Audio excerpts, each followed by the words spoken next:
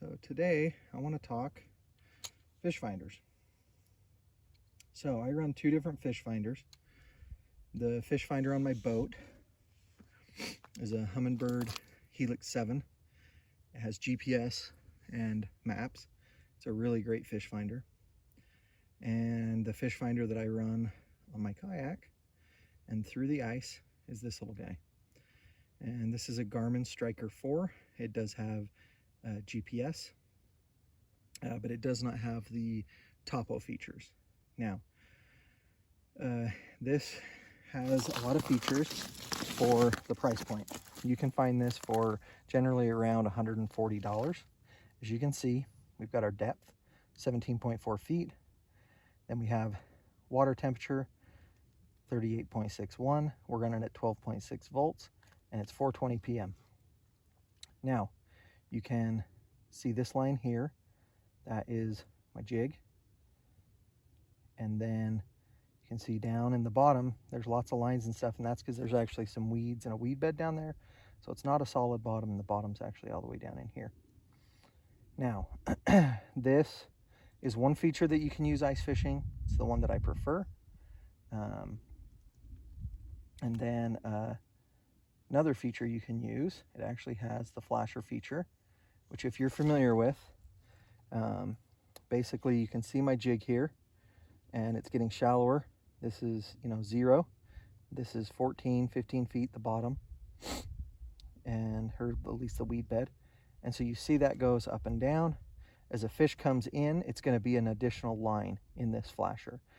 This feature also shows your depth, water temperature, and your volts. We go back, the split frequency. What this does is it's going to show you two columns. This right column, it's a dual beam, so it's going to be 77 hertz, and then this other is going to be 200 hertz. So it gives you, a little bit different view. And if you want to look further, what this does is it actually changes the size of the cone that it goes out and captures. In this depth of water, it's not real significant. So, but that just shows both of those. When you're in the traditional mode, there we go, it's going to have the 200 hertz. So, and we go on down. So the waypoint, this is going to show a lot of different tracks because I also kayak fish this lake. So you can see all my tracks traveling around. Then that boat, that's us. And then we're going to show you something kind of funny here. This right here, I don't know if you can see it on there, it says MOB, man overboard. Now, that's just over here across the lake. And the reason I dropped a man overboard is last weekend my ice auger, the pin actually came out and my ice auger went all the way to the bottom. So I did a man overboard pin. I tried to drop down some magnets and see if I could grab it, but I was unsuccessful. Part of that, it's on a very steep underwater slope, and so I know that it rolled deeper down into the bottom. And so my plan is to utilize that waypoint on the kayak later in the year when the ice comes off, and I will drag a retrieval magnet and hopefully retrieve the bottom portion of my anchor, or I mean the bottom portion of my auger, and I still have the handle, and then I'll have two augers, hopefully. So fingers crossed.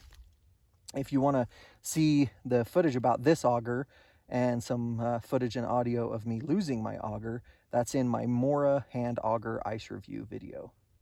So we're going to hit back, and that puts us back onto us, the little boat. One really cool thing, and probably my favorite feature of the GPS, is that it actually gives you speed. So right here, GPS speed in miles per hour. And once again, depth and all that. The great thing about that is I actually do a lot of trolling in my kayak, and it's nice to know how fast you're going and be able to, vary speeds. And then I feel like the most important piece of that is to actually monitor speed when you're getting a bite. Oftentimes fish will key in, whether you're pulling, plugs, rapalas, trolling flies, spoons, pistol peats, whatever you're plastics, all sorts of stuff, whatever you're dragging, sometimes speed is crucial, and they'll be really keyed in on a fairly specific speed. And it's really nice to be able to, as soon as I get a hit or catch a fish, I like to look down and see, what was that speed? I vary my speed quite a bit, and that's just a great function. And then the feature that I like most when I'm in the kayak is actually this dual feature.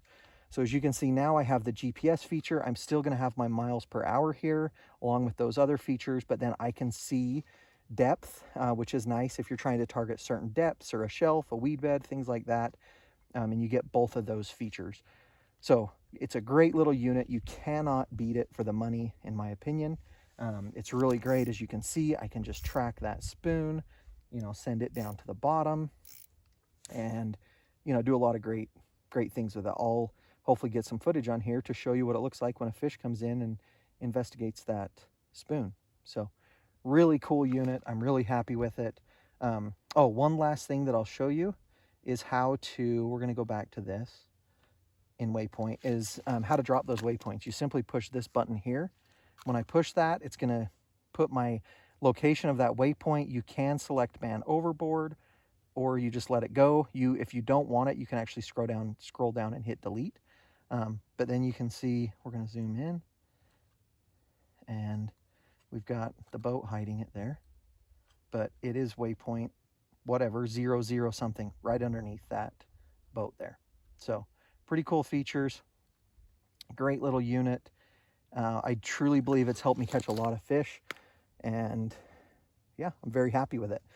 This unit that I just have a little clip that I anchor it to this board. It's really just a simple rig that I rigged up really quickly earlier this season, and this rig is actually designed to go over the edge in my kayak. So the track on my kayak, this goes into the track right here. Really simple. This arm can swing up out of the way when I'm coming into shallow water, and I just use the standard transducer that it comes with. It works great. You can adjust the depth, so how far it's hanging down in. If we wanted to really sink it down underneath the ice, we could. You can also adjust the angle very easily, both this way and back and forth this way. And so as you put it into the water, either on the ice or on the kayak, you can, adjust so it's adjusted appropriately and perpendicular with the bottom, so you get a nice clear image. So hope that helps. It's a great unit. I would highly recommend it, especially for the money. Okay, we got a fish on the graph.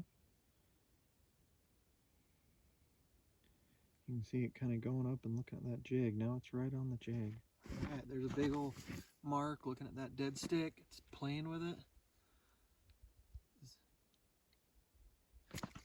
Got him. That time. Oh, I lost him. No way. You can still see him there. Come on. Dang. Had him.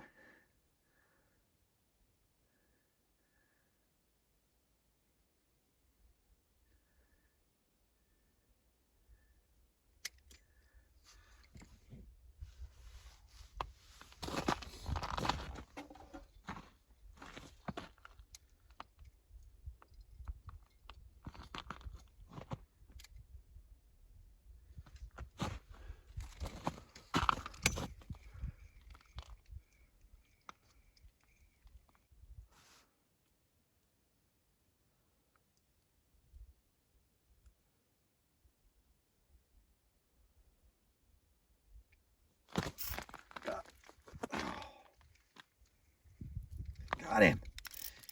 Yes. Ha. All right. Finally. So I actually went up through the water column for this guy and caught him on a white tube jig. Hopefully that was some decent footage of him on the GARMIN Striker 4. That's what this video was all about. Thanks.